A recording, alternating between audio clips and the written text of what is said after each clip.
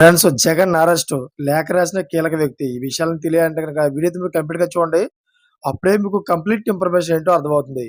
అదే విధంగా చాలా మంది వీడియో చూస్తున్నారు కానీ లైక్ అని కామెంట్ చేయట్లేదు. దయచేసి లైక్ అని కామెంట్ చేయండి. లైక్ అని కామెంట్ చేయడం వల్ల ఈ ఇన్ఫర్మేషన్ మనం చాలా మందికి తెలియజేసే వాళ్ళం అవుతాం. అదే విధంగా జగన్ ఎందుకు అరెస్టు అనే విషయాలు మనం అసలు ఏ కీలక వ్యక్తి లేఖ రాశారనే విషయాలు మనం పూర్తి వీడియోలు తెలుసుకుందాం. లేట్ చేయకుండా వీడియోకి వెళ్ళిపోదాం. ఫ్రెండ్స్ రేషన్ బియ్యం పంపిణీలో అక్రమాలకు పాల్పడిన మాజీ ముఖ్యమంత్రి జగన్మోహన్ రెడ్డిని అరెస్ట్ చేయాలని డిమాండ్ చేస్తూ కొండపి మండలం ముప్పవరం గ్రామానికి చెందిన దొడ్డక నరసింహరాజు బుధవారం స్థానిక కలెక్టరేట్ వద్ద ధర్నా నిర్వహించారు. ఈ సందర్భంగా ఆయన మాట్లాడుతూ కరోనా సమయంలో పేదలకు రాష్ట్ర ప్రభుత్వం మరోసారి కేంద్ర ప్రభుత్వం ఉచితంగా రేషన్ బియ్యం పంపిణీ చేయాల్సి ఉండగా అప్పటి వైసీపీ ప్రభుత్వం ఒక్కసారి మాత్రమే కార్డుదారులకు అందజేసిందని ఆరోపించారు. ఉచితంగా అందజేయాల్సిన బియ్యం పంపిణీ చేయకుండా భారీ అక్రమాలకు జగన్ బాల్పడ్డారని, దీనిపై సమగ్ర విచారణ చేసి ప్రజల సొమ్మును రాబట్టాలని డిమాండ్ చేశారు.